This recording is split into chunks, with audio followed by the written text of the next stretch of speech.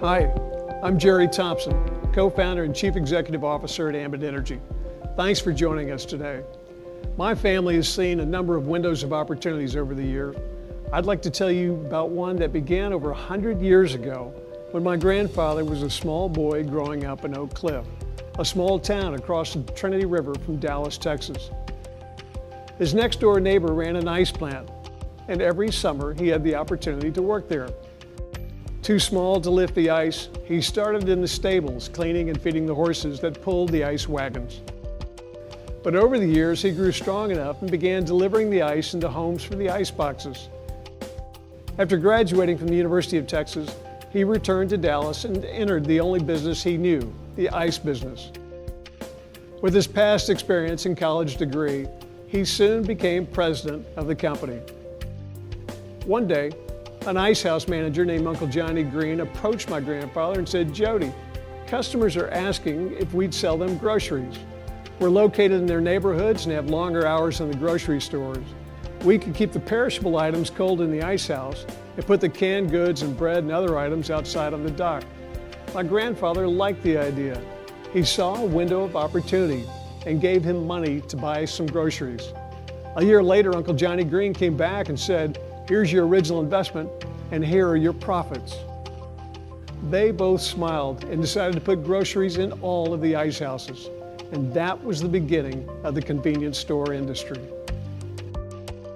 In the late 1940s, my grandfather owned 3 ice companies in Dallas, and there were 3 local newspapers. Every time he wanted to place an ad, he had to run 9 ads, 1 for each company and 1 for each paper. It was cumbersome and expensive. He needed one name. So he approached a local advertising firm and explained his problem. He said that his ice stores were open every day of the year except Christmas, from 7 in the morning until 11 o'clock at night. The advertising firm told my grandfather that they would call him back as soon as they had an idea. The phone rang the next morning. They told him this was the easiest assignment they had ever been given, and that he should name his ice stores 7-Eleven. While our family is no longer involved, today there are over 60,000 7-Eleven stores. More than any other retailing concept in the world, more than McDonald's, Starbucks, or Subways. Worldwide revenues are now approaching $100 billion. And it all started in a small ice house in Oak Cliff, Texas. I grew up working in the 7-Eleven stores, and I always knew I wanted to go into business on my own. I just didn't know when the opportunity would arise. My first company was Caprock Communications. I saw a window of opportunity with new fiber optic technology that would dramatically lower the cost of long-distance calls. We built a massive fiber network across the Southwest, and then the internet appeared from nowhere with an almost insatiable appetite for bandwidth. We were in the right place at the right time. We sold Caprock, and in the summer of 2005, I submitted an application to become a retail electricity provider in Texas. Deregulation had begun 3 years earlier, and it was another window of opportunity. By the end of the year, we'd received all of our green lights and regulatory approvals. By spring, we were ready to test our first generation back office systems. My parents became our first customer, and everything worked. It was time to start gathering customers. We wanted to acquire customers at a low cost that would pay their bills and stay loyal. One of our guys suggested direct sales. He said if I was interested in that direct sales model, I should meet Chris Chambliss. I'm Chris Chambliss, co-founder and chief marketing officer at Ambit Energy. Like Jerry, I too have been the beneficiary of incredible timing. In fact, my very first job out of college placed me at the forefront of one of the most exciting transformations in history, the deregulation of the telecommunications industry. In 1994, I took a job at a small startup long-distance company in Dallas, Texas, working for 2 founders who were convinced that their company could put AT&T out of business. To say I was skeptical is probably an understatement, but the company had a unique sales approach, and they were growing fast, and there were opportunities for advancement. So I stayed there. And what happened over the next 10 years was an epic American success story of record-breaking revenue and customer growth. A few short years later, that little startup had enrolled over 6 million long-distance customers and became the 4th largest long-distance provider in North America. all without spending a single dollar on advertising. And that was our secret. Instead of spending millions of dollars with big media companies on expensive television commercials and outdoor billboards, we shared our profits in the form of commissions with a network of independent entrepreneurs who were determined to improve their own financial future and were excited to help their friends and family save money. All the technology and content we take for granted today, mobile devices, wireless internet, online music and movies, social media, they all exist as a result of the telecom breakup. Billions of dollars moved from old monopolies to innovative providers like the one I worked for. Consumers saved millions and enjoyed better service, and ordinary people from all over America earned thousands by participating in the process. I understand the opportunity presented by an industry that is deregulating, and I knew energy was even bigger than telecom. So when Jerry called me to discuss his idea to sell electricity with a similar model, I got very excited. I knew electricity would be a perfect fit. People use it every day without even thinking about it. It's already part of their monthly budget.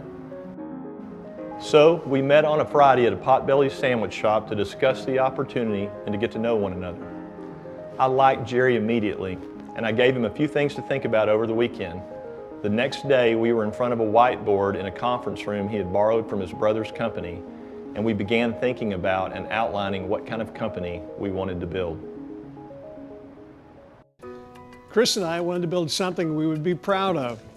We knew that every time a consultant would approach someone about becoming an Ambit customer or consultant, they would be putting their reputation on the line, and they would be trusting that Ambit would get it right and would deliver as promised not some of the time, but all of the time. And we wanted to be worthy of their trust. We wanted to make them proud of their association with Ambit.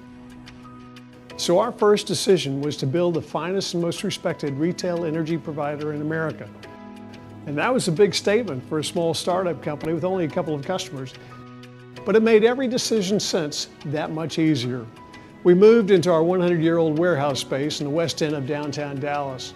Everyone sits in the open. We have no offices. We handed out $19 fold-up tables from Walmart to everybody.